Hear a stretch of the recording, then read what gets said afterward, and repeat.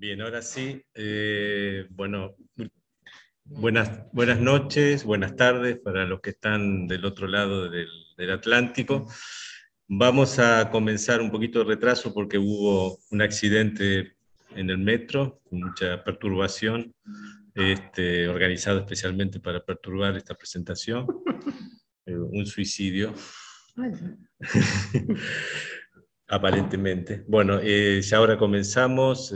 Muchas gracias a todos los que vinieron presencial, los que están presentes en la sala y los que están a distancia, para esta presentación del libro Parques, editado por la Universidad, la editorial de la Universidad Nacional del Litoral. Bien, y para lo cual contamos, ahora le voy a pasar la palabra, con la presencia de Graciela Villanueva, que va a hacer una lectura. Está aquí conmigo.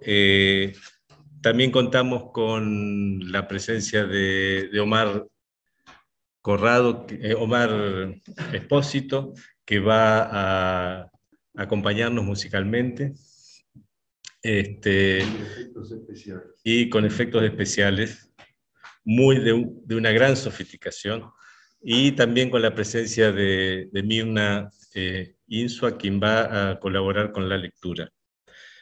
Bueno, agradezco a todos los presentes. Me disculpo desde el comienzo ya, en primer lugar, porque no va a haber cóctel, que estaba prometido, por razones sanitarias. O sea que, bueno, quizás nos podemos ir a tomar algo después de la presentación. Bien, entonces el programa es un poco eso. Luego yo al final cerraría con 2 o 3, haría la conclusión. Y paso entonces la palabra a Graciela. Vamos a compartir el mismo ordenador. No, pero ahí. Un poco más lejos.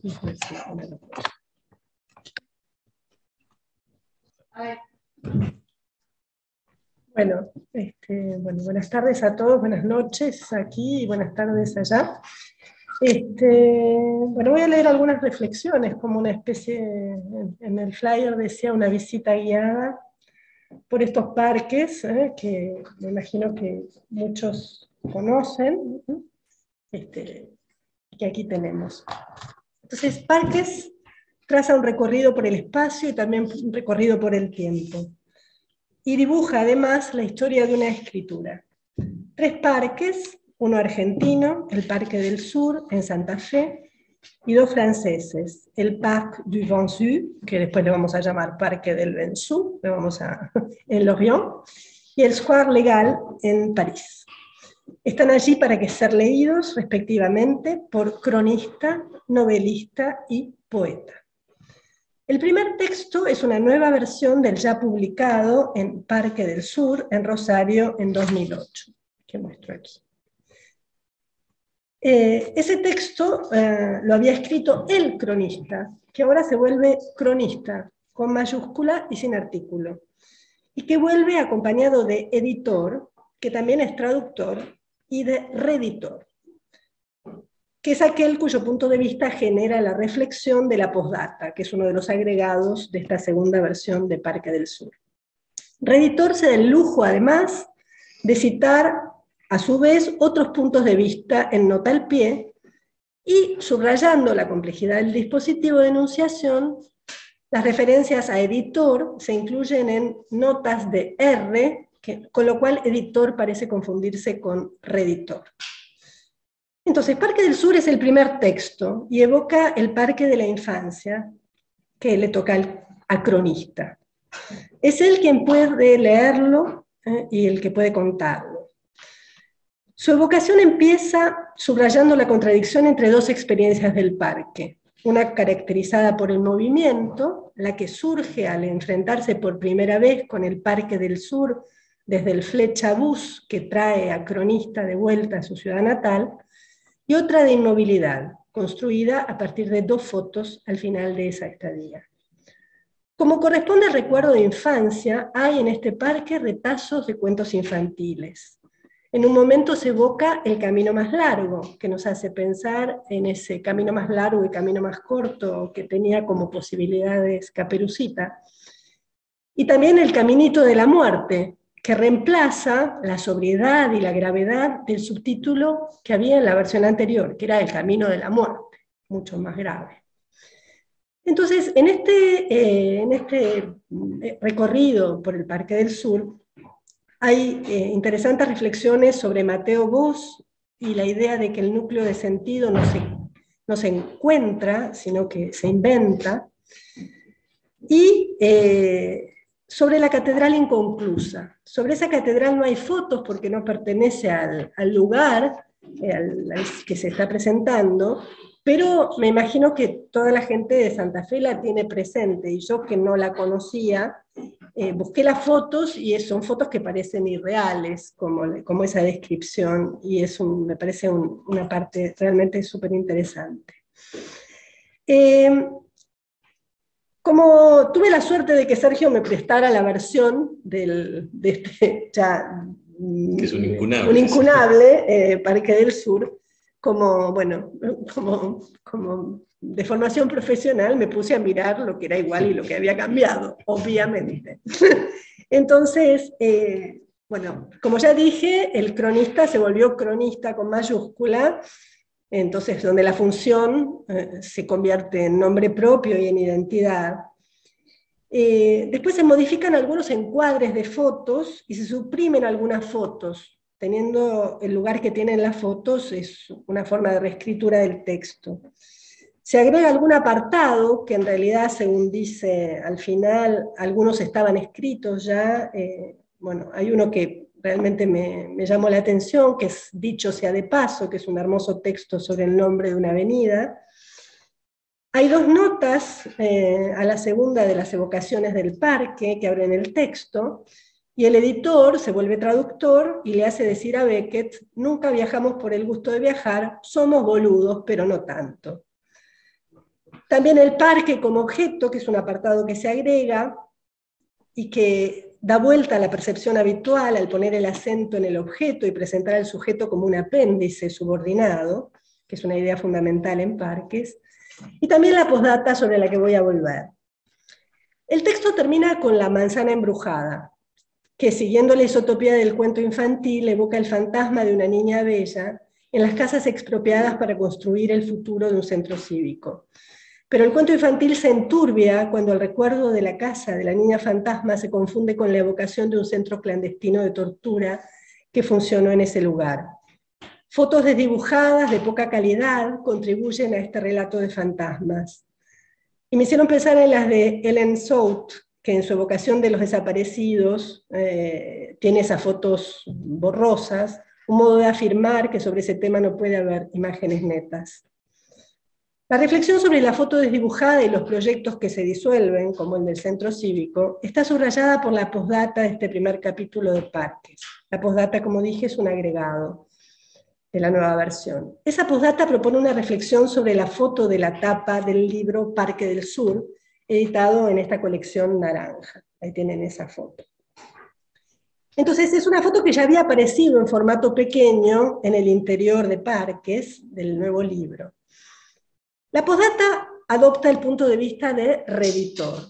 Reditor se sorprende de que esa foto que aparecía en la tapa y en el interior en 2008, se sorprende porque esa foto no se comentaba. Podría pensarse que el nombre se omitió porque la referencia resultaba evidente para cualquier habitué del Parque del Sur, o Parque Belgrano, aunque la gente lo llama Parque del Sur, porque es una foto de un monumento a Belgrano. Para Reditor, en todo caso, esa foto es una foto banal, que exhibe quizás su dispositivo de manera demasiado evidente. Un encuadre estrafalario guillotina al héroe y además lo descentra. Aquí les muestro la foto, que efectivamente tiene un encuadre estrafalario. A esa crítica se suma en nota a pie de página otra crítica, la de Agnès, que es la amiga argentina del cronista, cuyo mail se reproduce, un mail de 2009. Es la misma amiga que va a volver a aparecer para anunciar la muerte de un librero en el texto del Parc du Grand Sud, y que volverá en un lugar central en el texto del Square Legal, donde se habla constantemente de su presencia y de su ausencia. Para esta amiga el problema no es que el dispositivo sea demasiado evidente, sino peor. Es el hecho de que recurra a un efectismo que desmerece e incluso anula el contenido de todo el volumen. La misma apreciación le merece la inclusión de fotos en el interior del libro. La amiga dice: la imagen de la tapa no está a la altura de tu estilo y nos predispone a los lectores negativamente. Todo ahí está como demasiado dicho. Es una imagen con idea, donde se ve la factura que cae pesadamente como un fruto maduro. Y eso te desmerece. Ojeo el libro y al ver que está lleno de imágenes en su interior, el malestar aumenta. Por lo mismo, quizás, debía decírtelo. Pero no digo más y me pongo a leer. Todo esto lo hice antes de leer, pero la foto ya la predispone más. En un pliegue irónico, en el nuevo volumen Parques de 2021, se incluye, no sabemos si por decisión de cronista o del reeditor, una foto al cuadrado de aquella foto de la tapa del volumen de 2008. Esa es una foto con un nuevo encuadre estrafalario donde se fotografía el volumen. Foto de la foto que repite ese encuadre estrafalario, foto que en 2021 guillotina y descentra lo que ya estaba guillotinado y descentrado en 2008. Si menos por menos da más, tal vez ese procedimiento al cuadrado apunte a dar vuelta, aunque eso ya sea imposible, el juicio negativo de la amiga de cronista. Pero la reflexión sobre la foto del monumento a Belgrano en la postdata va en verdad mucho más lejos. Para eso es necesario reproducirla otra vez, como si dos veces, que ya me han aparecido, la de la foto y la de la tapa del libro, no hubieran sido suficientes, se vuelve a reproducir. Aclaremos que reeditor, a diferencia de cronista, es alguien que no conoce la ciudad y que al recorrer el parque intentando un paseo literario, basado en todo lo que leyó, entre otras cosas, la crónica Parque del Sur, el libro Parque del Sur, descubre que el parque leído no coincidía para nada con la imagen que ahora se hacía personalmente en contacto con las cosas, recorriendo el espacio concreto. Luego llega a preguntarse si el monumento no ha sido un invento de cronista. Reeditor se preguntó de pronto, respecto de la ubicación del monumento, ¿dónde está? ¿Existe todavía o acaso fue desplazado cuando se hicieron las últimas remodelaciones del parque? ¿Existió alguna vez o es una invención de cronista y de su pícaro editor? Por suerte está Google Earth y Reeditor consulta y que le permite dar con el monumento y entender que si no lo reconoció en su paseo, a pesar de que seguramente pasó por ese lugar, es que la foto del volumen de 2008 estaba tan artificialmente construida que acabó volviendo imposible toda relación entre lo leído y lo visto. Para demostrarlo, se incluye, no sé si por decisión de cronista o de reeditor, nuevas fotos del monumento, la de Google Earth, la del Street View en Google Earth, con lo cual ya llegamos a 5, y entonces, como en Las Babas del Diablo o en Blow Up de Antonioni, se produce la revelación que exige un zoom de la foto del monumento, la sexta sobre el mismo monumento. Su observación revela tardíamente lo que no se había visto la primera vez. En ese espacio central de la foto puede observarse, escribe cronista, la ausencia de una placa arrancada en algún momento previo a la toma de la foto en 2007 y que seguía faltando cuando se registró la Street View en enero de ese año 2019. El lector puede preguntarse si el que no vio esa ausencia fue cronista o reeditor o los dos. Lo que el texto pone de relieve en todo caso es la distracción y las hipótesis de reeditor. O la placa la robó alguien para vender el metal en peso, como se hizo en la época de crisis, o bien fue suprimida porque mencionaba a alguien que debió de ser admirado en la época de la dictadura y cuyo nombre convino olvidar más tarde. Héroe de la dictadura, hoy asesino. La placa, que sigue brillando por su ausencia, lleva a Reeditor a insistir sobre el carácter inestable que tiene un parque como lugar de la memoria individual y colectiva. Pero si uno extrema la lógica de esta segunda interpretación, puede ver que las marcas de los tarugos que sostuvieron alguna vez alguna placa se parecen también, aunque el texto no lo diga, a impactos de bala, condensación de una violencia aún mayor, pero relacionada con la misma que suele motivar la acción de poner o de sacar placas. La reflexión sobre este cambio parece ser un modo de insistir sobre el tiempo que separa a Cronista de los años de su infancia. Entre Cronista y su infancia, aquellos años de la dictadura y muchos cambios de placas. En la segunda parte de este Parques, el protagonismo de la focalización lo tiene Novelista. Resulta en este sentido lógico que el texto empiece añorando una frase de arranque que tenga la contundencia de la de Kafka en Metamorfosis. Y aunque el proyecto sea dar cuenta de la relación tierra-cielo en sentido meteorológico del término, no sorprende que en un novelista el disparador de la escritura sea un enigma. Un enigma que surge de una pregunta inicial. ¿Qué hace un novelista cuando no escribe una novela? Pregunta que va a reaparecer al final del recorrido. La pregunta inmediata es que un novelista relee, escribe, planea, prepara la presentación de su última novela, piensa, mira, espera. De allí, de ese devaneo por los meandros de la actividad de novelista cuando no escribe novelas, surge la conciencia y la inquietud de que lo importante puede olvidarse. Novelista constata que en la novela, en su última novela, Sonia, que también es la sobrina, concluía con una reflexión nada menos que sobre el sentido de las cosas. Y esa reflexión la formulaba un memorialista. Ese final citado dice: afuera se escucha el arrullo de los pájaros que se acomodan en las ramas para pasar la noche. Durante el día, como diría el memorialista, contemplamos el ir y venir de las bestias, sus raros comportamientos, sin comprenderlos, como si se tratara de seres insensatos que han perdido el rumbo. Recién con la llegada de la noche parecen encontrar su lugar. El atardecer devuelve a las cosas y los seres a su sentido. Fin de cita. Lo que surge para novelista como enigma es ¿de dónde viene esta frase? Lo que un memorialista había formulado, novelista, desmemoriado, lo ha olvidado. No como el pato, que aún despegado de su especie, aún siendo chiquitito y no conociendo más que a las gallinas que incubaron el huevo del que salió, ve el agua y sabe, por memoria celular genética, que eso es lo suyo.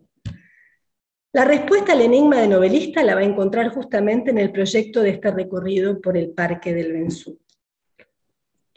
Para eso hace falta la paciencia, el tiempo de la espera, donde ideas y palabras se deshilachan sin cesar, como los bordes de las nubes, o, cita, la superficie de una inmensa olla en ebullición, y donde en algún momento, avanzando a tientas por una llanura virgen, sin senderos ni huellas, se vislumbra una frase o un sentido. Esa acumulación de dispersiones y derivas que terminan en cierto modo más insensato que programático por dar algo, constituye una suerte de principio de la termodinámica personal que define el arte novelístico del escritor, cronista, novelista o poeta, poco importa, que discurre lentamente entre olvido y memoria. En ese parque vuelve la reflexión sobre el nombre, Bensú, palabra de origen bretón a cuyo sentido se accede solo por aproximaciones de quien hoy hablan esa lengua, palabra desaparecida de los diccionarios de bretón, sobreviviente en el recuerdo como el arroyo que lleva ese nombre y que circula oculto bajo el parque y bajo las rutas, arroyo que desaparece y reaparece para morir en el mar. La planificación urbana borra los arroyos y el misterio de los bosques, pero por suerte están los parques, por suerte está la lengua y la memoria o la desmemoria para ayudarlos a persistir. Bensú es el parque y antes la piedra negra o el arroyo entubado o el ogro que se lleva a los niños que no duermen en el país de Martín Pescador. En Bensú y en Martín Pescador resurge el mundo de los cuentos infantiles, que vuelve a asociarse a un parque. Hay leyendas locales, la de Madame Guénec y la de Buffon, y leyendas lejanas, patagónicas, sobre el Martín Pescador. La leyenda patagónica es particularmente interesante, porque insiste en la asociación entre agua y cielo, pez, salmón y ave, pájaro azul, Martín Pescador, pájaro arcoíris. Salmón le roba la voz a pájaro azul, y aunque no le sirve para nada, se obstina en guardarla, lo que explica que Salmón siga dando saltos, intentando ser ave, para lograr poder arrancarle alguna nota al instrumento robado. También explica que Martín Pescador se hunda en las aguas con súbita impotencia de ave pez, buscando recuperar el canto robado. Esa versión de los hechos insiste en la voz, en el sentido, en el zumbido, bisbiseo, silbido, tintineo, susurro, cuchicheo, rumor, chiflido, murmullo, es fin de cita, que se esconde pero que persiste, esperando salir alguna vez, aunque haya quedado atrapado en el fondo del agua, aunque los acufenos no permitan que se oiga, aunque se esconda en el misterio de los 100 números de una hecatombe, o en la versión de un antiguo proyecto de guión escrito en un entonces moderno y hoy viejísimo procesador de texto. Una versión que al recuperarse en una computadora actual se llena de signos extraños que hay que limpiar para que se descubra que la casa imaginada en ese guión era un poco la casa de la novela, Sonia, la sobrina, y también un poco el núcleo de la escritura de esa novela y de Parques, escritura en que los objetos, los lugares, mucho más que las personas, son los que tienen algo para decir.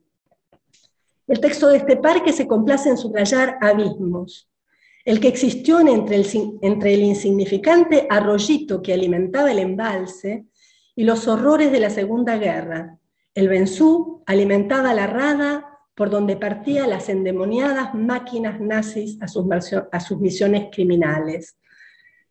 El abismo sigue existiendo entre el éxtasis y la angustia en la reaparición del arroyo escondido cerca del embalse, reaparición, último gemido, en el que convergen la vida y la muerte. Si el Parque del Sur le había dado a Cronista la oportunidad de desarrollar una reflexión sobre la anatomía de la impaciencia, Anatomy of Restlessness, de Bruce Chatwin, y sobre el instinto errante del hombre, el Parque del Benzú le da la ocasión de pensar en la anatomía de la impertenencia, ese estado anfibio, esa dificultad de sentir un lugar como totalmente propio o totalmente extraño, ese estado que lo hace navegar constantemente entre la lógica del turista que busca constantemente el dépaysement y la lógica del lugareño que frecuenta y conoce los lugares, pero que no puede verlos como paisaje porque carece de la dosis necesaria de extrañamiento. En la evocación del Parque del Benzú vuelve también, como en la de los otros parques, el eco de las experiencias traumáticas de la última dictadura militar en Argentina. El estruendo de la demolición de la última torre del barrio de Lorient, donde está el parque, trae a su memoria reminiscencias profundas que tarda en analizar y comprender. Reminiscencias relacionadas con el estallido de una bomba en Santa Fe en los años 70, reminiscencias que son, cito, aguas servidas que brotan de pronto de los pozos negros. Lo que aflora de pronto a la superficie, escribe novelista, en un flujo y reflujo cuya lógica no se puede descifrar fácilmente, no busca tanto la cura y el olvido como la repetición. En toda repetición hay una parte de dolor y una parte de placer que confunden sus aristas. Ambas cosas son necesarias. Novelista evoca lo que queda de la vida pasada en lo que queda de la torre a medio demoler, y con un viejo que contempla el mismo cuadro, comparte el vacío. Luego va y vuelve por sus recuerdos, notas, reflexiones, como esperando, en un invierno gris poblado de acufenos, que surja una luz. Esa luz llega de la mano de un libro, de la contemplación de un embalse en la calma del atardecer y del silencio de un pájaro que se ha callado o se ha ido. Porque al final de su recorrido por el Parque del Benzú, novelista encuentra en un texto de Camus, citado en las Antimemorias de Malraux, la solución del enigma sobre el origen de la frase final de la novela. Escribía Camus, estoy citando, alors que dans la journée le vol des oiseaux paraît toujours sans but, le soir il semble toujours retrouver une destination, il vole vers quelque chose. Así la diferencia al atardecer entre su estado de ánimo como paseante de domingo melancólico y la actividad de los patos y gaviotas. Para un animal no existe el domingo, existe el atardecer. Fin de cita. En el último parque, el Square Legal, donde no hay lagos ni fuentes, vuelve sin embargo el agua. Hay también allí subyacentes, escondidos y para muchos olvidados, un río, una isla de monos y un recuerdo que se resiste a volver. El que evoca el parque No es cronista ni novelista, sino poeta. Su recorrido por ese parque está indisolublemente ligado a un paseo con su amiga Agnès, la misma que criticaba las fotos en el primer texto, la misma que transmitía novelista la noticia de la muerte de un librero en el segundo. Agnès murió en 2018 y en la evocación del Square Legal su figura vuelve todo el tiempo. Como en los dos textos anteriores, aquí también hay un enigma que tiene que ver con la memoria y el olvido. Porque Poeta recuerda perfectamente sus caminatas con Agnès por el Square Legal y por el cementerio de Montparnasse durante una corta visita en 2015. La larga observación compartida de una rama de uno de los 5 ginkgos del Square, Poeta sabe que hay algo muy importante en esa conversación que el olvido se llevó y que tal vez nunca devuelva, y por eso retorna a ese momento una y otra vez. Recuerda detalles, pero olvida lo esencial que permanece en su memoria en un discurrir subterráneo, como el del río Bièvre, entubado por debajo del Square Legal. Las de aquella conversación con su amiga son palabras conocidas, pero distintas, como es distinto un paisaje bajo la nieve, sobre todo para quien viene de regiones cálidas, aquel para quien la nieve estará siempre marcada por la extrañeza. Los meandros del texto, por la historia del Square Legal, por la historia de la isla de los monos, por la historia de la palabra square y de la palabra mono, o por la historia personal de un niño que quería un mono durante un viaje a Misiones, se detienen largamente en el ginkgo biloba, ya que hay 5 ginkgos en ese parque. Esa reflexión retoma otras reflexiones sobre la resistencia de ese árbol, sobre la forma de sus hojas, sobre el modo en que lo entienden el científico y el poeta, y la verdad que puede haber en lo que dicen uno y otro. Poeta escribe también sobre la que la observación lenta y paciente del árbol puede aportar, y sobre el ginkgo como testigo milenario de la vida y de la muerte. Agnès cree descubrir en los ginkgos del Parque Legal una clave de la vida y de la obra del poeta entrerriano al que admira y sobre el que ha trabajado.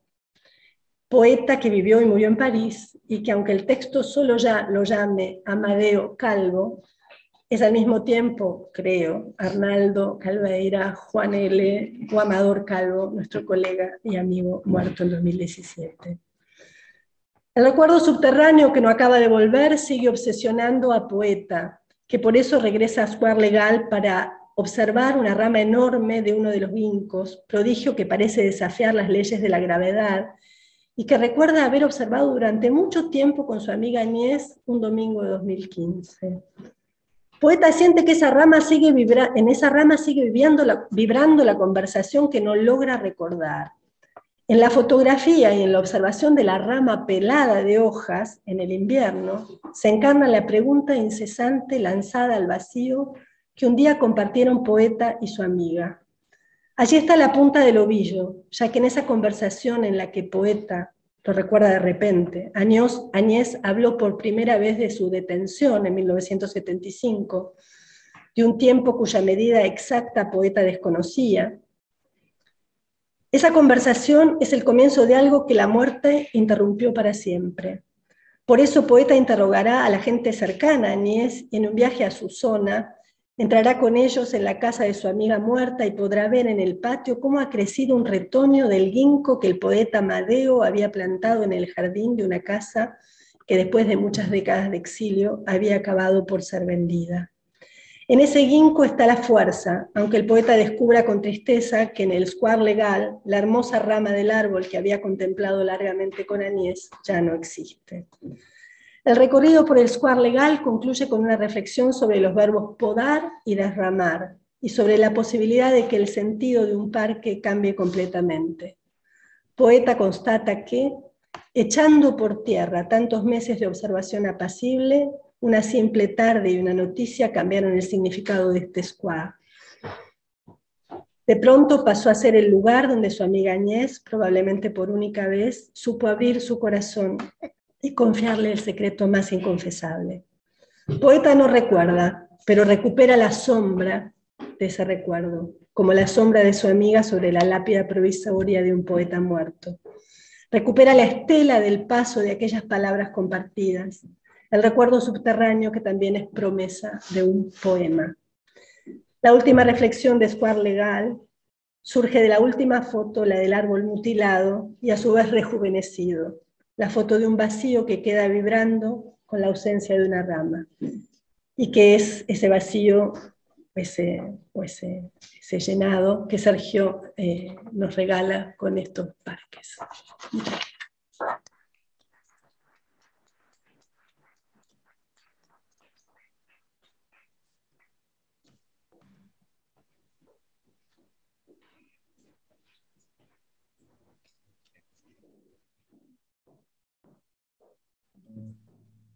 Sí.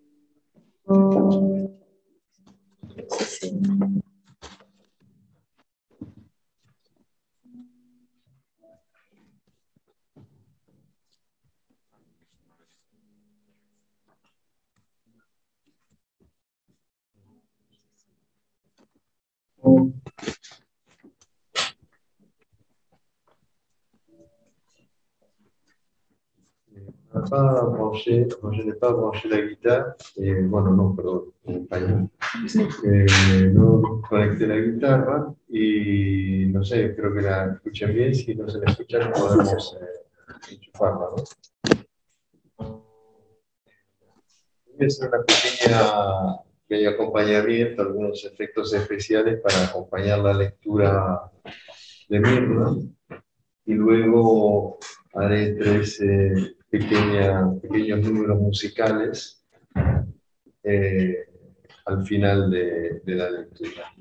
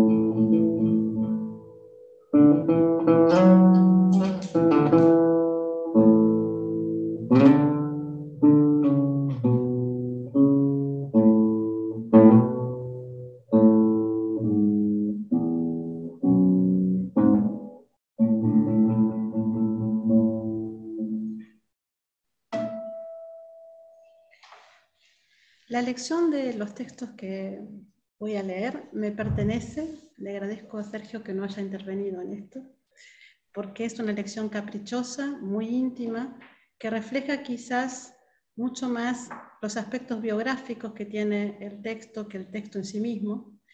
Marca un poco la manera en que Sergio trabaja, las discusiones de cocina, los temas que siempre están, que van y vienen, la memoria, el olvido, el regreso, de dónde se regresa, a dónde se va, dónde se está finalmente.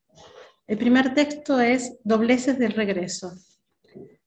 Llegó a la ciudad un lunes y esa semana la pasó recuperándose del cansancio del viaje y del decalage horario, porque si bien el cuerpo se desplaza fácilmente de un continente al otro, el espíritu, en cambio, es menos variable y las rutinas y sentimientos, conservadores por naturaleza, permanecen atados durante un tiempo a la situación pasada.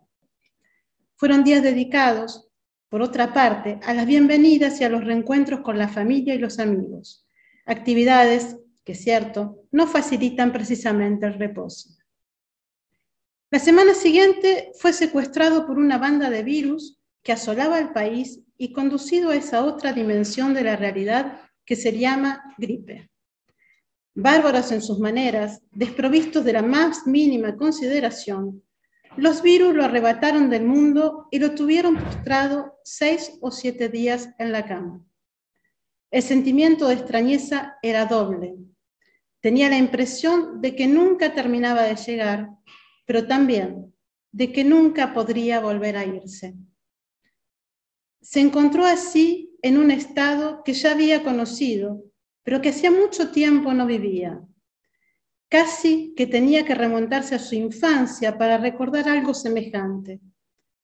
Por lo general, cuando caía en cama por una gripe, para recuperarse le bastaba con 1 o 2 días de reposo. Ahora, cada jornada parecía peor que la anterior, y dado que respiraba mal y que apenas dormía, el cansancio y el desánimo se acumulaban, como se dice, sin solución de continuidad. Este mal, sin embargo, le aportó 2 beneficios inesperados. En primer lugar, la recuperación de sensaciones vividas de la infancia que fueron encadenándose unas con otras como un síntoma más de la enfermedad y que actualizaban de pronto aspectos del pasado que creía totalmente perdidos. Como si los virus que roían en sus entrañas resultaran viejos conocidos que venían a saludarlo, contándoles anécdotas de la memoria común y dándole así una suerte de bienvenida paralela y marginal, de malvenida en todo caso, como si repitieran variaciones de aquello de la mona y la seda, que volvían a recordarle, si acaso quedaba alguna duda, la imposibilidad de irse lejos. Una idea bastante banal, sobre la cual solía meditar, pero una cosa era la teoría y otra, bien distinta, la praxis brutal de un estado febril. Colaboraron también con estas sensaciones los remedios que el médico le prescribió, algunos de los cuales traían, como un ramalazo brusco, el regusto de esos jarabes que le obligaban a ingerir de niño, cuyo suplicio tampoco habría logrado olvidar. Recuperaba así esa pequeña patria del padecimiento, la única de la que nadie puede enajenarnos.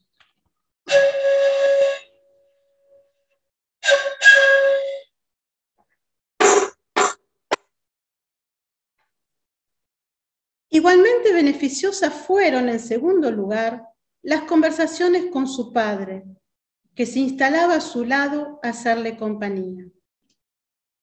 De manera dispersa y fragmentaria, estas conversaciones volvían como por un conjuro misterioso. Cronista nunca le mencionó su proyecto de trabajo, al tema del parque. El padre había crecido en un barrio al norte de la ciudad, tan sin historia que, con sus calles de tierra trazadas rectas en la inmensidad, como de la mano de un dios testarudo, y sus grandes espacios baldíos anidando en todas las cuadras, cada casa parecía una avanzada en el desierto. Hacia 1957 compró un terreno en el centro y edificó la casa que todavía habita, a la que se mudó al año siguiente, el mismo día de su casamiento. En ese momento no estaba del todo claro que ese barrio terminaría formando parte de lo que hoy con convicción se llama el centro, y parecía más bien una zona de frontera. A los pocos metros, caminando al este y simplemente dando vuelta a la esquina, se entraba en el atribulado barrio llamado del Puerto, donde, entre garitos del juego clandestino, frecuentados prostíbulos y bares de mala muerte, una población heterogénea vivía del comercio que agitaba la llegada y la salida de los barcos. 2 o 3 años después, cuando se trazó la avenida de la Circunvalación, ese barrio fue borrado de manera definitiva. Una literatura portuaria rica en personajes y escenarios perdía bajo la acción de las palas mecánicas su referente. El padre volvía a esos primeros años de su vida en el barrio, a sus paseos solitarios por el lado del puerto o del parque, con detalles imprevistos y de una riqueza sorprendente. Tenían que aparecer así las imágenes, de golpe y como por casualidad. Si acaso Cronista le pedía alguna precisión, todo se complicaba. Esos años armaban una madeja de difícil desenredo.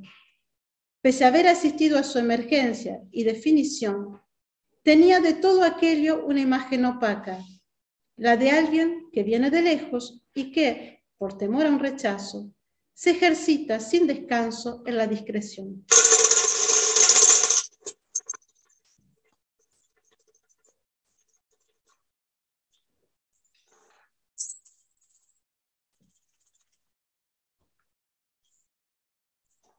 La Île aux Anges. Ese puente, que dejó de existir hace más o menos un siglo, cruzaba en ese punto el Bièvre para acceder a la Île aux Anges, en cuyas quintas se cultivaban legumbres, frutales y plantas aromáticas. Allí, sobre las márgenes del río, en los alrededores de la isla, se habían instalado ciertos bares y cervecerías que se llenaban al atardecer cuando los obreros terminaban sus tareas o los fines de semana. Algunos trabajadores flamencos habían decidido abandonar el oficio de tintoreros o tapiceros por el cual habían ido a París, prefiriendo iniciar una actividad independiente, y así se abrieron cervecerías, bares y restaurantes. Un mundo estaba cambiando hacia fines del siglo XVIII y la actividad en el barrio, llena de trabajadores, comerciantes y funambulos, se alimentaba sin duda de esa nueva energía. La alegría debía acompañar el descanso de los hombres, y era común encontrarse organilleros con sus monos que tiraban la suerte, entre otros saltimbanquis. Pero, Isla de los Monos, ¿qué sentido tenía ese nombre? Hay siempre varios niveles en toda denominación cartográfica. En primer lugar, un topónimo sirve para la orientación en el espacio, en este caso, en el mapa de la ciudad. Los nombres de calles, avenidas, plazas, parques, monumentos históricos nos guían, nos indican un sentido y un destino. Los incorporamos a nuestra memoria de la vida en una ciudad, pero en el presente. Se trata de la ciudad que visitamos o de aquella en la que vivimos. Los nombres se graban en nuestra memoria y conforman así un mapa mental, no necesariamente fiel, que al principio necesita de una referencia en el papel, pero que poco a poco se vuelve inmaterial. Se internaliza. De ahí el placer que muchos encuentran en responder a una consulta sobre la ubicación de determinada calle y explicar una dirección. El nombre, al ser escuchado, genera inmediatamente una serie de asociaciones más o menos felices. Muchas explicaciones son útiles, otras insensatas, ninguna por mala voluntad.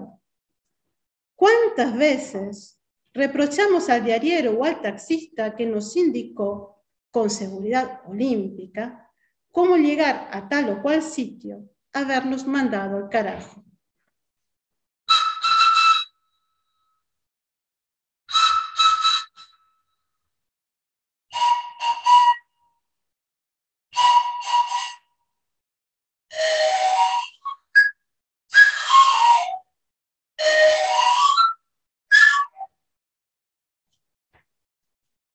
Quizás no lo hizo a propósito. Puede ser que su mapa mental le jugó una mala pasada. En un segundo nivel, más antiguo si se quiere, ligado más bien al pasado, muchos nombres evocan situaciones, proezas, héroes, y la ciudad se convierte en una suerte de gran memoria de su historia o de la historia regional o nacional. ¿En qué medida ambos niveles interactúan? Es difícil saberlo. Es imposible, por ejemplo, que el paseante local o extranjero tenga en mente la historia del consejero comunista René Legal, fusilado por los alemanes en 1942. Sin duda, le llamará la atención el nombre dado, que no se trata de un evidente protagonista de la gran historia francesa, antigua o reciente, como podrían serlo Henri IV o Charles de Gaulle. El paseante podrá saciar su curiosidad observando en el lugar la placa que recuerda la memoria del consejero, o podrá, por ejemplo, descubrirla en el sitio web de la municipalidad. mismo con el caso de la isla de los monos, que no evoca un personaje o hecho concreto y que pertenece a un orden, si se quiere, fantástico o al menos simbólico. Anton.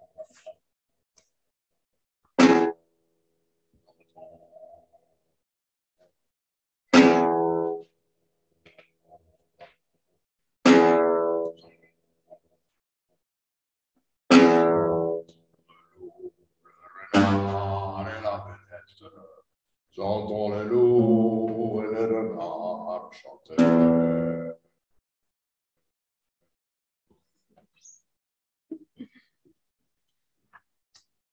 Goethe poseía varios ginkgos en el jardín de su casa en Weimar.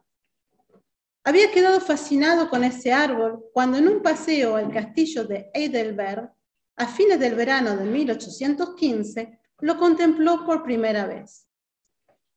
Se lo hizo saber en una carta fechada el 15 de septiembre de ese año a su joven amiga Marianne von Willemer. Sin desconocer la importancia arqueológica que tenían estos árboles, a la que no era insensible su corazón naturalista, a Goethe le intrigó en un primer momento una cuestión, si se quiere, lateral o superficial: las variaciones biformes de sus hojas bilobuladas. Algunos días después de ese primer encuentro, el 27 de septiembre, escribió un poema dedicado al árbol que compartió con su amiga y que se ha incluido luego, 4 años después, en su libro El diván. Poeta glosó, a partir de una versión francesa, una traducción libre del poema. La hoja de este árbol oriental atesora en su forma, desde hace millones de años, su sentido secreto. Perplejo, paso mis días contemplando una muestra sobre mi mesa de trabajo de hojas verdes sobre hojas blancas. ¿Es acaso un ser único que se desgarra a sí mismo? ¿O más bien, 2 seres que se eligen y quieren unirse? No lo sé, pero contemplando las hojas y acariciando la complejidad de la pregunta, en un momento dado, en un instante de luz, comprendí el sentido del enigma. Lo comprendí entonces, y ahora mismo que lo escribo, lo siento plegarse y replegarse desde el fondo de la historia, yo mismo dividido en la desesperación, atesorándolo con el poema en su frágil certeza. ¿No sientes acaso, querida amiga, no lees en mi canto, que soy uno y sin embargo 2?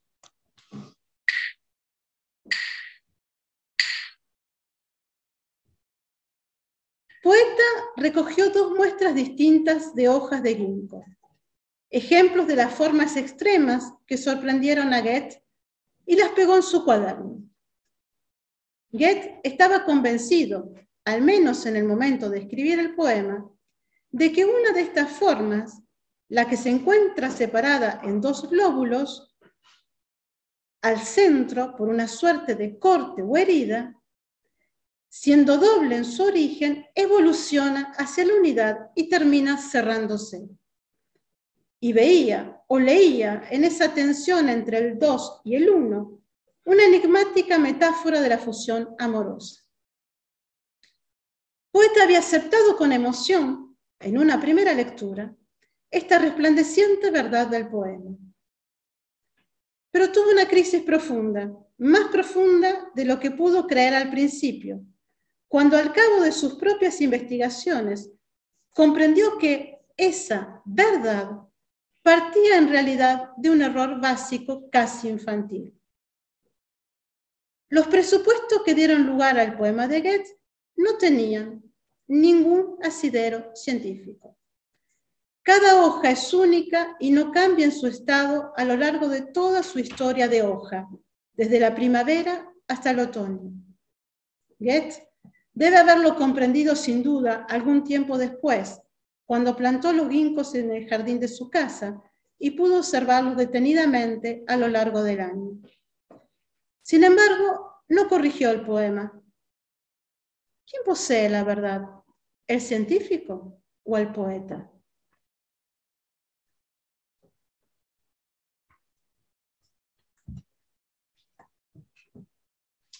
No, me falta la última. No, Leo entonces la última.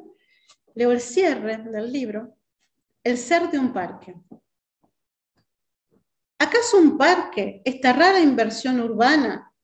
Sería absurdo pensar un parque o una plaza en el medio del campo, que encontramos en el planteo inicial de toda ciudad, en particular de la ciudad moderna, y que acompaña además en una suerte de exotismo en miniatura el nacimiento de la noción de paisaje, espacio al mismo tiempo público e íntimo, natural y geométrico, salvaje y civilizado. ¿Acaso un parque no es el lugar más indicado para pensar nuestra condición gregaria, nuestra pertenencia a un territorio, la forma con que nuestro yo confronta el diálogo actual, aquí y ahora, de lo abierto y lo cerrado, de lo planetario y lo local? Cualquiera sea la respuesta que pueda encontrarse, es bueno saber que un parque no es simplemente el lugar donde uno va a caminar, a hacer ejercicios, a leer, a encontrarse con amigos, a tomar mate, a ponerse al sol, a buscar un poco de aire o a dejar descansar la mirada en el verde. Un parque es eso, sí, pero es también otra cosa, un lugar propio y universal en el que ensayamos, aunque brevemente, nuestras siempre primeras experiencias en ese inmenso y ajeno mundo exterior que nunca terminamos de conocer.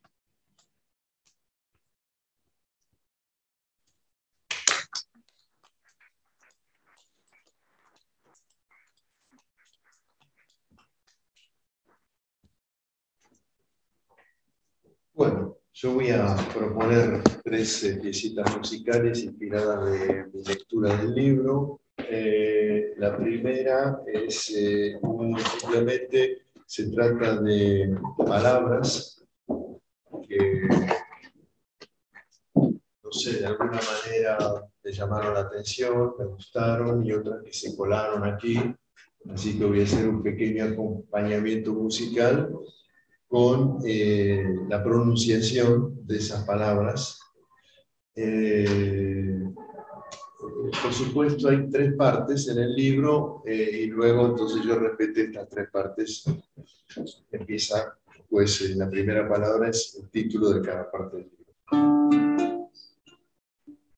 Parque del Sur, cronista, infancia, pasado, padre, pregunta, opalino, tiempo, sendero, cansancio, escosor, perro, auto, bicicleta, hemisferio, boludos, fotografía, permanencia, distante, espera, testosterona si se quiere, objetos, avenida hipotenusa, orilla, niños, padre, vigilando, vidrio roto, botines, guerra, fantasmas, ausencia. Parc du Benzu, novelista regresando, desgajadas, bebés, nace sucio, olvido, volver, pájaros, atardecer, virgen si se quiere, cisne, dioses, escritura, cicatriz, arroyo, arroyito, tercer día, tercer párpado, hormigón, martillo, manantial, hombres, pato, grúa, espirales, matanza, extrañeza, espejos, mudarse, desaparición. Square legal.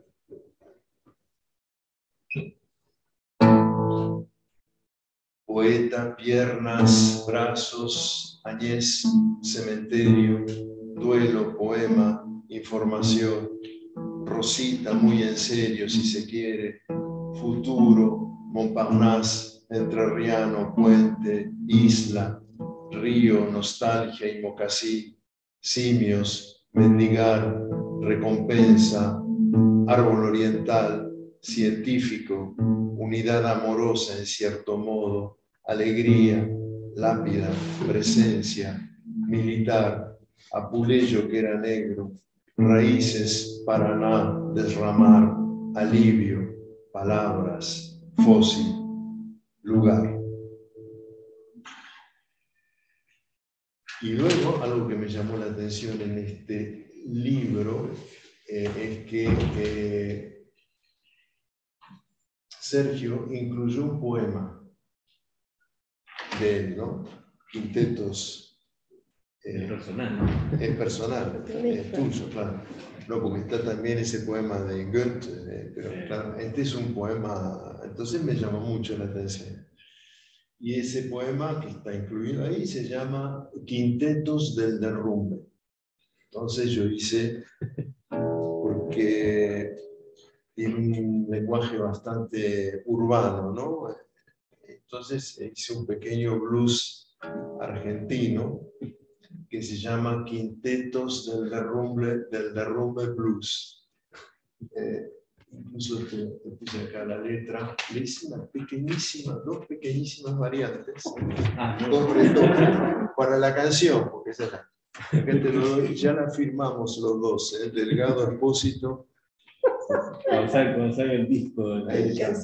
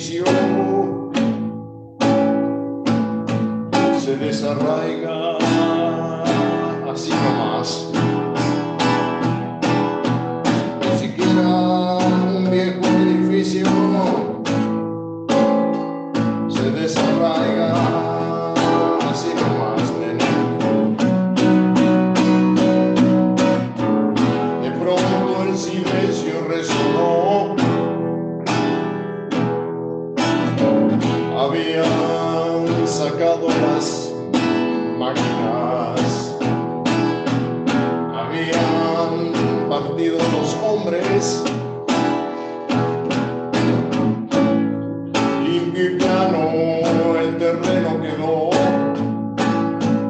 un vacío abrupto que asusta, un vacío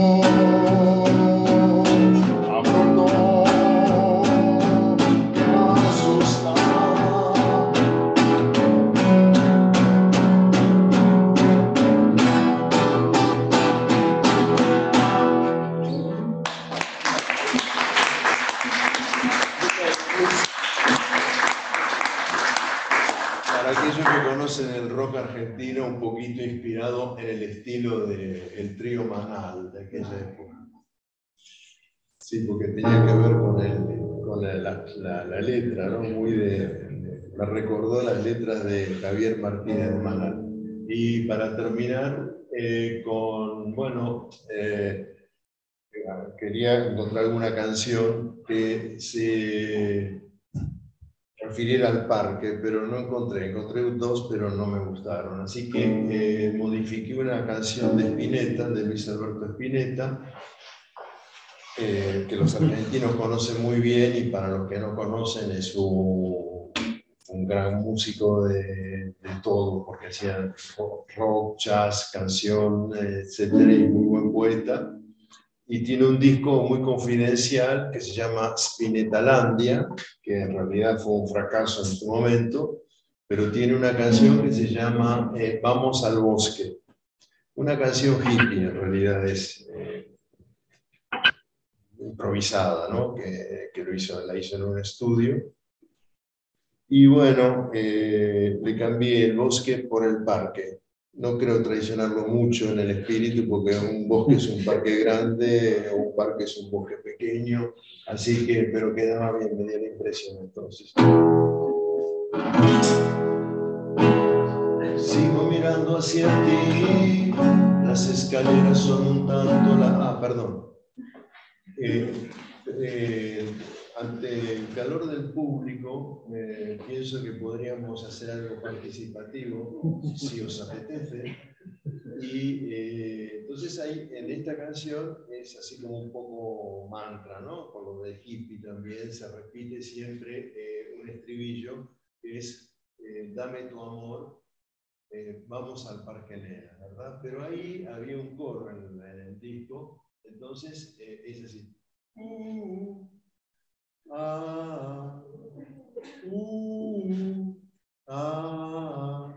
Así, entonces se la vuelta, entonces dame tu amor, vamos al parque y ahí, a ver si le sale, porque yo puedo decir pero no, porque estoy cantando, entonces a ver si le sale, pero todavía no. Eso se repite,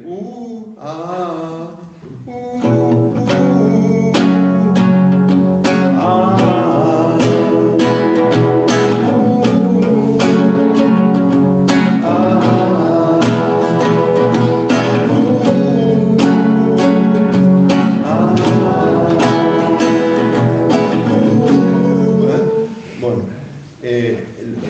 4 veces, después hay un corte, hay un tono más que se agrega, ahí no hay que decir pero si lo dicen no pasa nada, en fin, pero ya lo van a sentir, entonces vamos por ahí. Sigo mirando hacia ti, las escaleras son un tanto largas, mientras tanto tengo frío, quiero encontrarte mañana en mi camino, dame tu amor. Vamos al parque, nena. Vamos al parque, nena. Vamos al parque, nena. Vamos al parque, nena. Vamos al parque, nena. Vamos al parque. Al parque,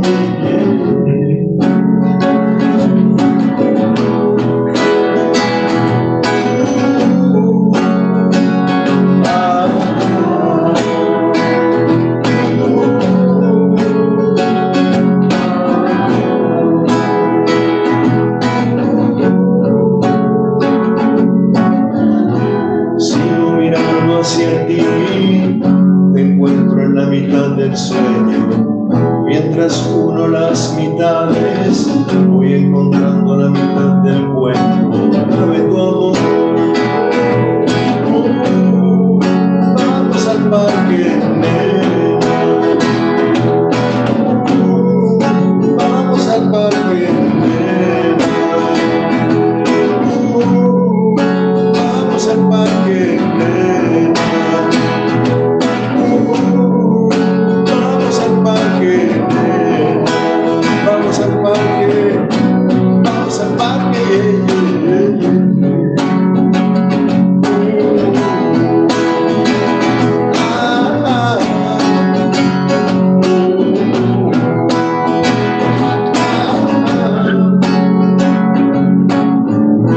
Sigo mirando hacia ti, las escaleras son un tanto largas. Mientras tanto tengo frío, quiero encontrarte mañana en mi camino. Dame tu amor. Vamos al parque, nena. Vamos al parque, nena. Vamos al parque, nena. Vamos al parque. Vamos al parque, vamos al parque,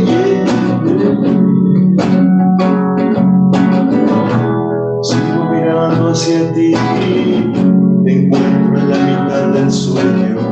Mientras uno las mitades, voy encontrando la mitad del cuento de tu amor. Vamos al parque, nena. Vamos al parque, nena. Vamos al parque, nena. Vamos al parque, vamos al parque, vamos al parque.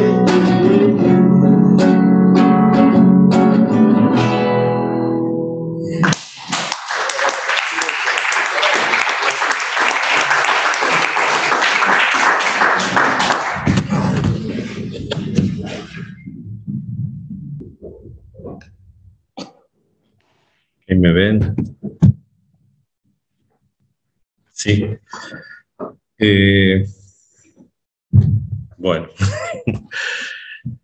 ¿Qué puedo decir? En principio me encuentro como en una encrucijada de lectura y casi en una encerrona de lectura.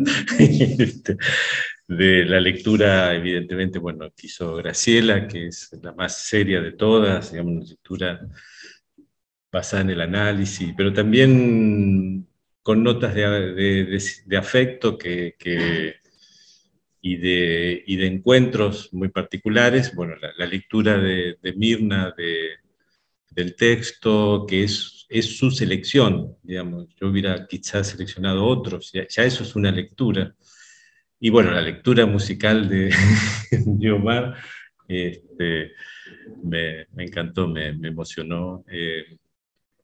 Y me quedé pensando, y venía pensando esta cuestión de la lectura. Veo muchos de los que están aquí, los que están lejos quizá no ven, pero hay una sala llena de gente conocida, amigos, colegas, amigos, estudiantes. Muchos de ellos, y los que veo detrás también, que reconozco, amigos, conocidos, parientes, etc. Algunos también han leído el texto y me han hecho llegar, algunos incluso los que están aquí, me han hecho llegar observaciones de lectura, digamos. Efectivamente, para mí es un misterio, para todos los que escribimos, es un misterio cómo el texto es leído. Yo aquí no podría yo decir no podría pensar que hubiera una lectura única, evidentemente, ¿no? Es lo que a mí me enriquece, en todo caso, pensar esa posibilidad. Lo que podría agregar, que era lo que estaba pensando, y no sé qué se imaginan ustedes lo que es mi lectura de mi texto, que tiene otro nivel, porque nosotros también nos leemos, ¿no, Diego? Y es muy difícil leerse. A mí me pasaron cosas muy extrañas preparando pensando esta presentación. Caí sobre un fragmento de Parques, que está prácticamente en el centro del texto, en el cual el personaje, que es novelista, tiene que seleccionar textos para presentar su novela, que acaba de ser publicada y que se va a presentar en París.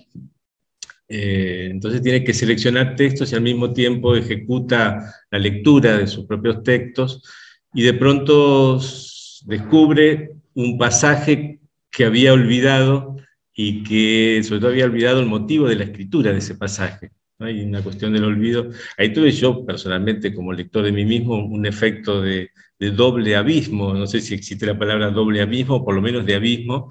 Me veía a mí mismo leyéndome en el personaje, ¿no? Ese es un efecto extraño que efectivamente a veces uno, sobre todo cuando uno se relee, hay una operación de recobrar la memoria y un trabajo contra el olvido. Uno recobra cosas que había olvidado totalmente.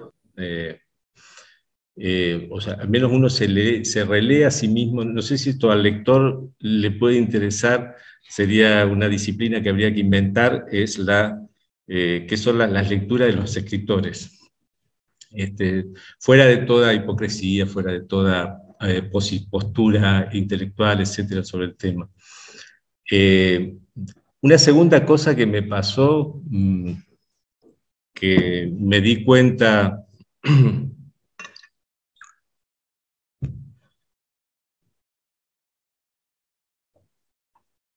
en el momento de pensar esta cuestión, de seleccionar fragmentos para leer, que me hubiera sido muy difícil leer en público.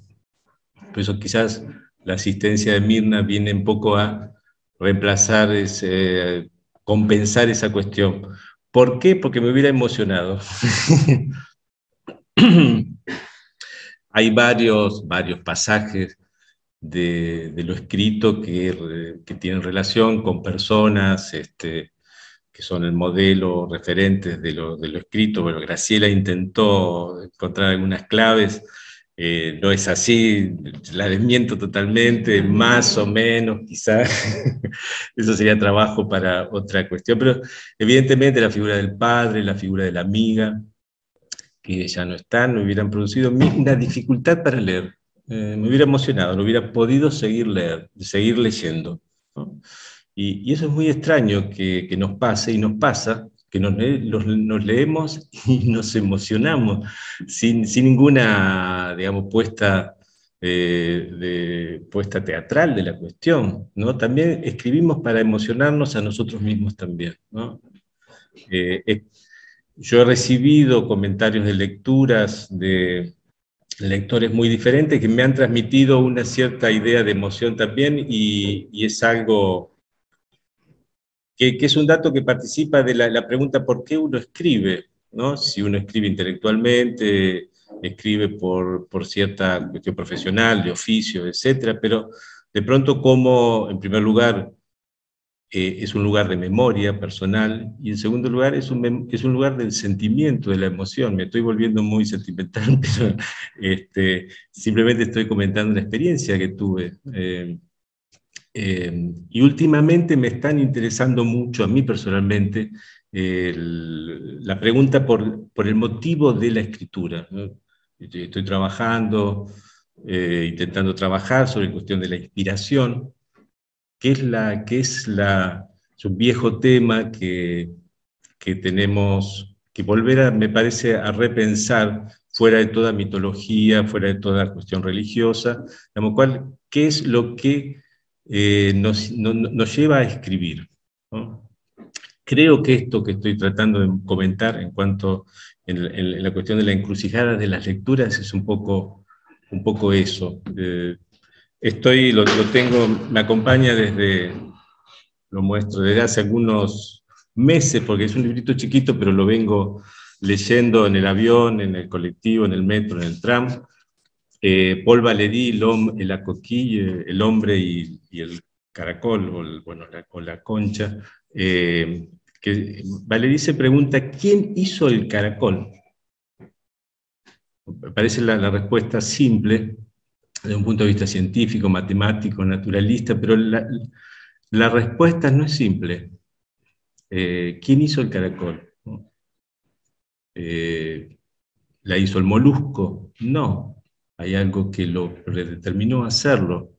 Y es una artesanía de una complejidad de realización que la pregunta no deja de agotarse nunca, ¿no? ¿Quién hizo la coquilla? ¿Quién hizo el caracol? Termino con una tercera anotación. Bueno, hablé de la memoria, hablé de la emoción, del pedido, de la solicitud.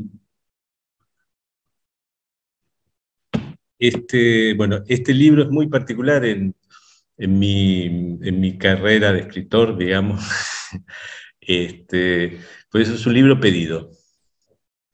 En la primera versión que mostró Graciela, que es Parques del Sur, fue un libro pedido por Oscar Taborda, el director de la Editorial Municipal de Rosario, que estaba comenzando una colección, no sé si está por ahí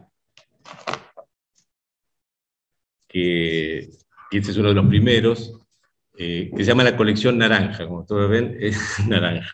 Todos los libros son iguales, al mismo formato y la misma característica, son crónicas, tienen que ser crónicas de lugares. Esa es la idea de la colección, es una colección, uno de los experimentos más extraordinarios que hay en el mundo editorial argentino, que es un mundo muy rico.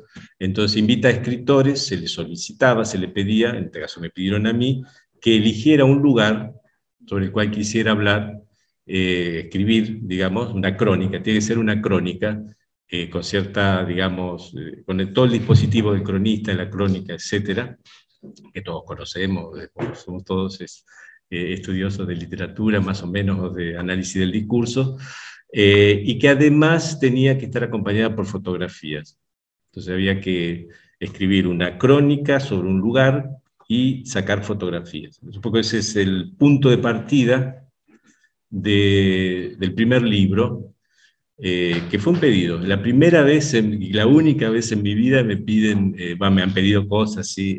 Y uno responde a pedidos a veces imaginarios, pero la primera vez que me piden profesionalmente un texto. Yo había preparado un borrador, no lo traje ahora porque creo que lo rompí incluso, una reflexión sobre la cuestión del pedido. Pensé, quizás ustedes también pensaron, el texto del inicio de El río sin orillas de Saer, donde él reflexiona sobre la cuestión de la solicitud y el pedido. Efectivamente, a Saer le solicitaron ese libro, le pidieron, le encargaron, digamos, sobre el encargo. Saer evoca, por su lado, una película de Jean-Luc Godard, no recuerdo exactamente el título, pero es Carta a Freddy, a un amigo, que era el director de la Cinemateca de Ginebra, que le solicita a Godard la película. Le encarga que haga una película sobre Ginebra. Godard hace una película que es totalmente a lo Godard, es un delirio, se puede ver en YouTube, es una película extraordinaria, donde lo que se suponía era una película municipal, dar cuenta de una ciudad como Ginebra, desvía totalmente el pedido.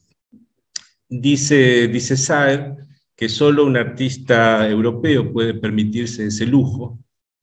Yo estoy simplificando las palabras, y que es algo típicamente, digamos, de un artista europeo, sobre todo como Godard.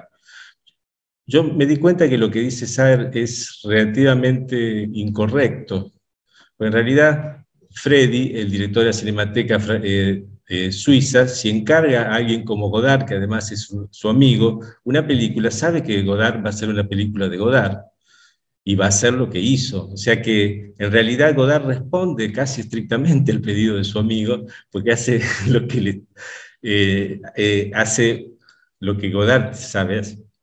hace siempre lo que se espera que él hace, ¿no?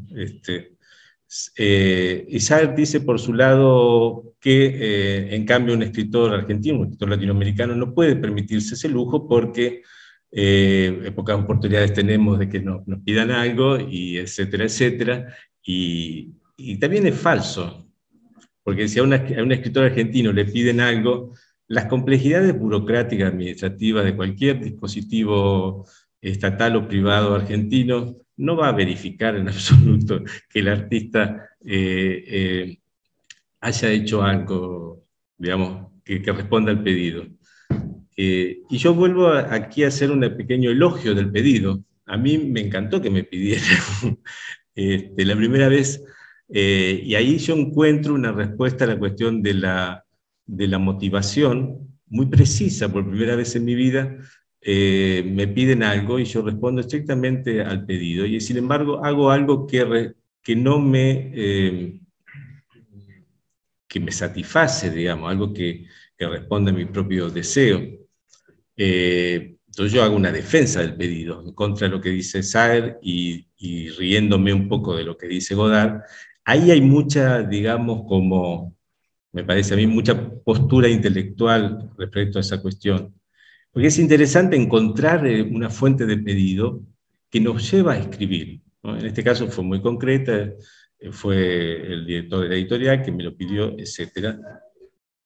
Y que después se completó en un segundo movimiento que Ivana Tosti, la directora de la editorial, que está ahí, la aprovecho para saludarla, me propuso reeditar Parque del Sur, que es un libro que se editó hace 10 años, y en una nueva colección que estaba pensando. En ese momento yo le dije, tenía anotaciones respecto a otros parques, le propuse reeditar Parque del Sur y agregar 2 parques más.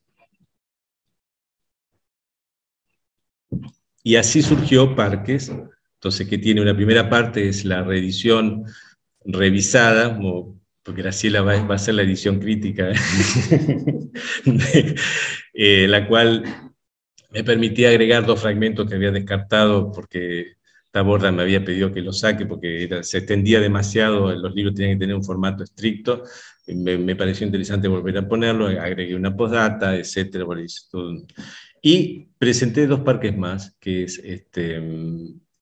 son Parque de Bensú, que está en Bretaña, en Lorient, y el Parque, el Square Legal, que está en París, ¿no? Me pareció, esos 3 parques responden todos más o menos al mismo esquema. Me vi obligado a mantener el mismo dispositivo del libro inicial, cambiando algunas pequeñas cosas. Una lectura que se me hizo, que salió publicada, me sorprendió porque dice que efectivamente no son iguales los parques, y el segundo sobre todo responde más como al dispositivo del novelista, y por eso es más fragmentario, mucho más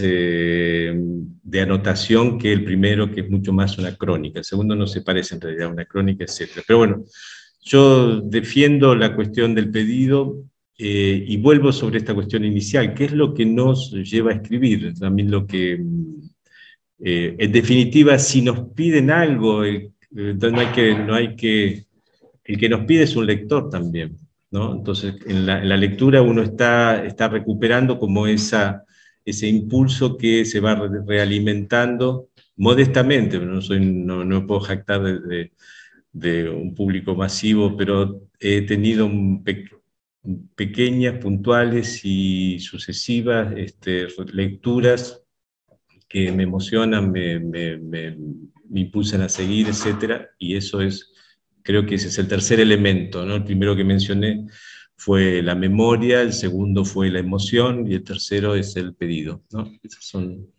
lo que quería hacer observación. Bueno, y agradezco a todos la presencia, y efectivamente si hay preguntas, tenemos unos minutos, o comentarios, tenemos unos minutos para compartir. Yo te quisiera preguntar simplemente cómo se te ocurrió escribir ese poema. O sea, de pronto entra ese poema ahí de manera bastante espectacular y me llamó la atención. cómo se, porque bueno, estás hablando de la destrucción de esa torre, ese paisaje urbano. Sí. ¿Cómo?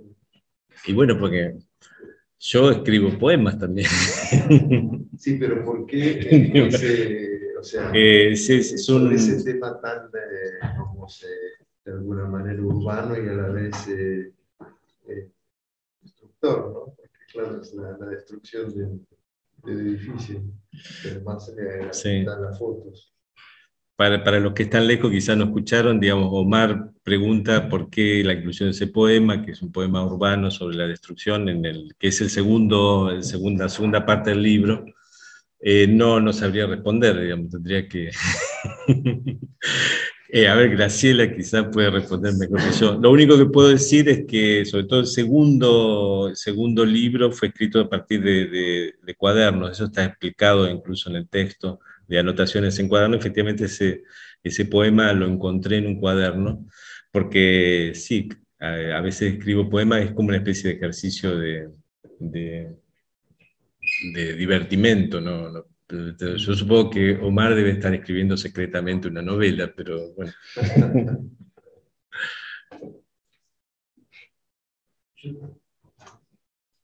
Sí, Mario. No, bueno, en primer lugar yo quiero apoyar la hipótesis de Graciela. ¿Puedes venir acá? Porque sí, pero si no, no... A ver. Acá, siéntate acá. ¿Cómo estás, Sergio? Hola, Mario. No, bueno, en principio quería... me parece que sí, que pensaba cuando leía el libro, que ya lo tenía, es en el concepto este del lector modelo, ¿no? Me parece que hay una especie de, no sé si de lector modelo, pero de un lector que puede llegar a otras interpretaciones quizás como en un primer círculo, pensando, ¿no? Como cuando cae una piedra sobre el agua que se expanden en esos círculos. Hay un primer lector que puede llegar a tener otras interpretaciones, primero si te conoce como tu trayectoria y después también si conoce, por ejemplo, el Parque Legá, que también se llama el Boulevard, que se conoce en el barrio como así, es el parque del que no llegó a escribir Arnaldo Calveira, por ejemplo, ¿no? Él escribió sobre el jardín de plantas, sobre el jardín de Luxemburgo, y sobre ese parque no llegó a escribir, pero es el último parque que él visitaba, ¿no? Y creo que si uno conoce un poco la historia de ese poeta y también de Juanel Ortiz, pareciera que como ese Amador es una mezcla de los dos. Y ese mecanismo también de cambiar los nombres por sujetos reales también pasa con Añez, que es Claudia Rosa, digamos, ¿no? Por eso es como que hay un lector, no modelo, pero que puede llegar a tener otras interpretaciones.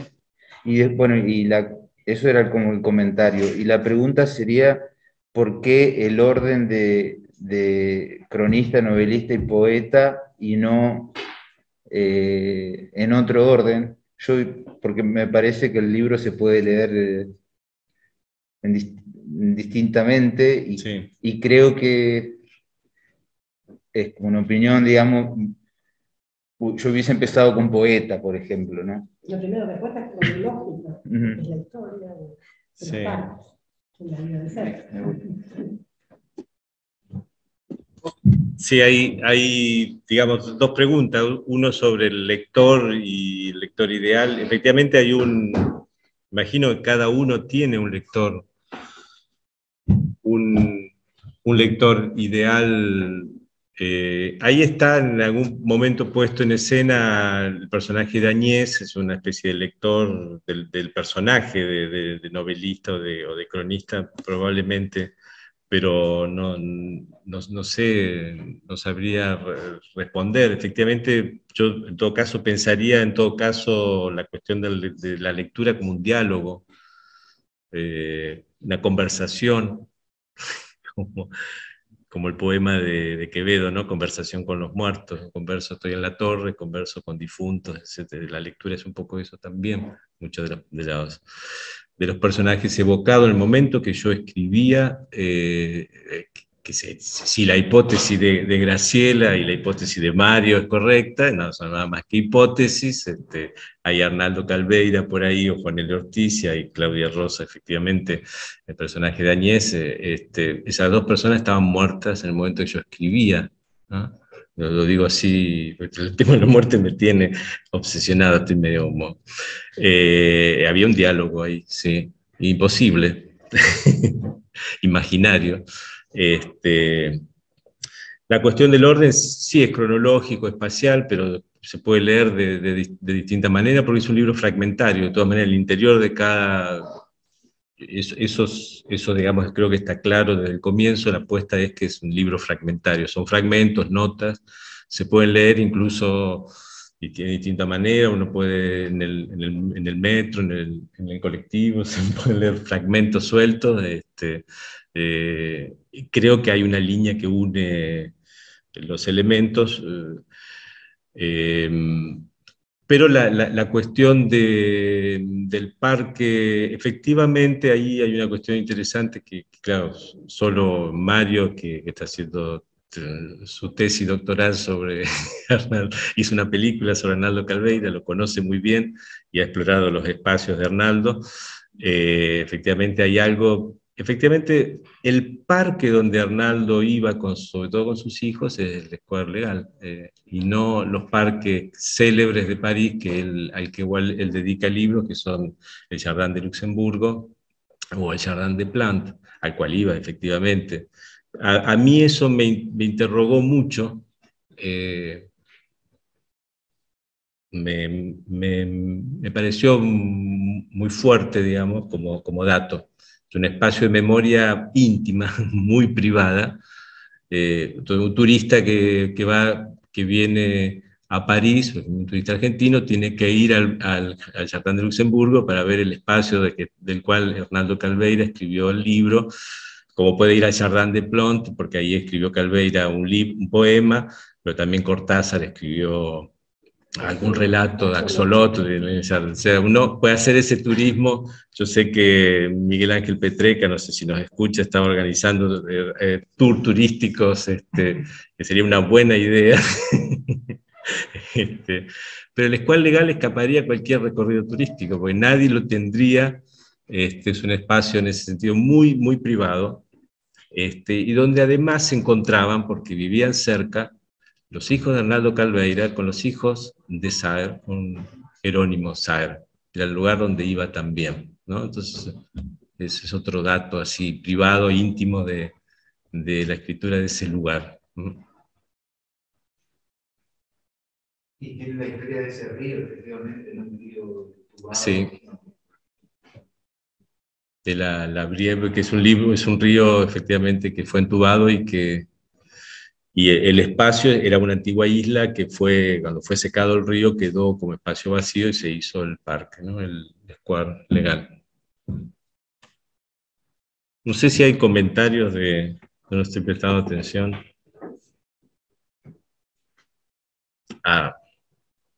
¿Qué te dice?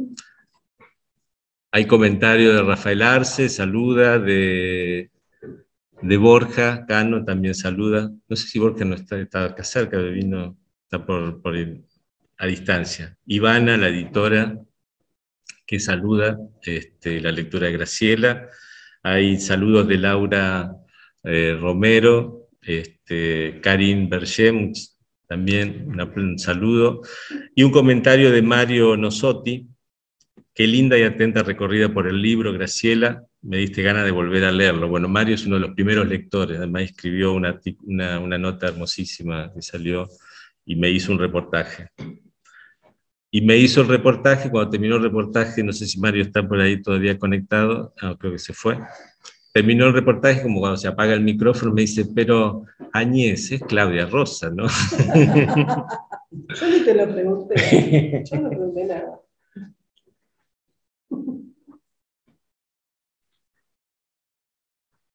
Sí, ahí Mario saluda, estoy acá. Ahí lo veo.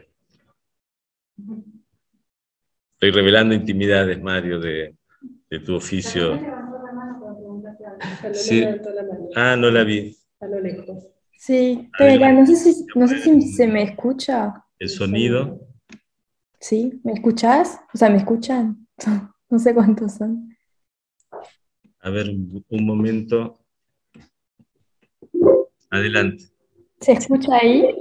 Sí. Ok. No, yo tenía una pregunta porque me parecía que el primer parque había visto crecer al novelista o al cronista, no me acuerdo cuál, y que después hay un segundo parque que al revés, el novelista ve crecer, como que se junta con los vecinos a elegir cosas, y entonces me pregunté acerca de la relación entre la conformación de un paisaje y la conformación de una subjetividad, ¿no? Y dije, ¿en qué medida el parque es un tema que se presta a una reflexión sobre la escritura? Porque muchas veces se deslizan comentarios acerca de esto. Y en algún momento dice, ¿qué hace el novelista cuando no escribe novelas? Y yo me pregunté si no iba al parque, por ejemplo, como que si hay una relación entre la reflexión sobre la escritura y la observación del parque en general. Sí. Sí, no, pero tendría que, digamos, no sería la persona mejor ubicada para responder a eso. Me parece que en tu pregunta había ya una especie de respuesta. Sí, efectivamente. En mi caso es muy clara la secuencia. En todo caso, yo estudié el tema del paisaje y de los parques desde hace mucho tiempo. Algunos que han seguido algunos trabajos míos lo saben, digamos, he reflexionado sobre la cuestión teórica del paisaje desde hace mucho tiempo y sobre la cuestión de los parques. El parque es un paisaje muy particular, es el paisaje de la naturaleza artificial dentro de la ciudad. No hay parques que no sean en una ciudad, sería absurdo pensar un parque en el campo.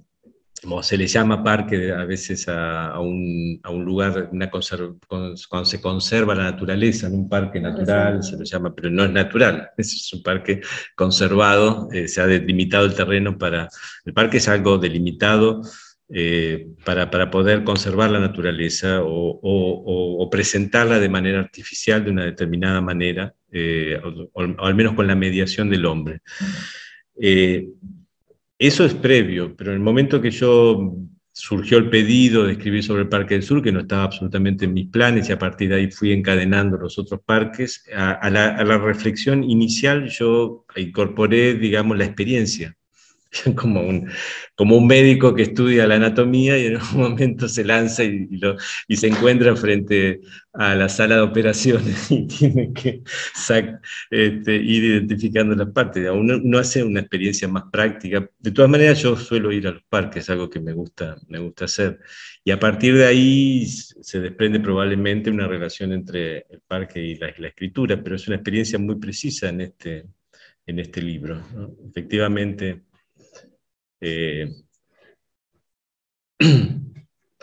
hay una definición de parque, que el parque que es paisaje y al mismo tiempo es retrato. Es un retrato de la naturaleza que hace una cultura en un determinado momento. Efectivamente hay un parque francés, hay un parque inglés, hay un parque japonés, que hace una lectura de sí mismo. Es un espacio colectivo y al mismo tiempo donde individualmente cada persona que recorre ese parque hace una experiencia individual, ¿no? Hay una relación dinámica entre experiencia objetiva y subjetiva, ¿no? En todo parque.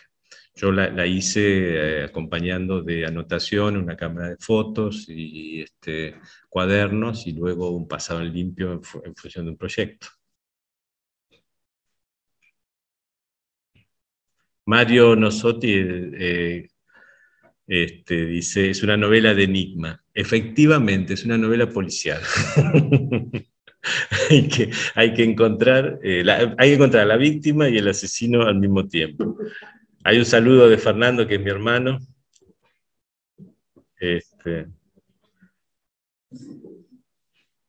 Y un comentario de Ivana Tosti: la defensa del texto pedido que hace quizás tenga que ver con tu trabajo como editor, donde solicitas textos, es parte de la tarea. Sí, Sí, efectivamente.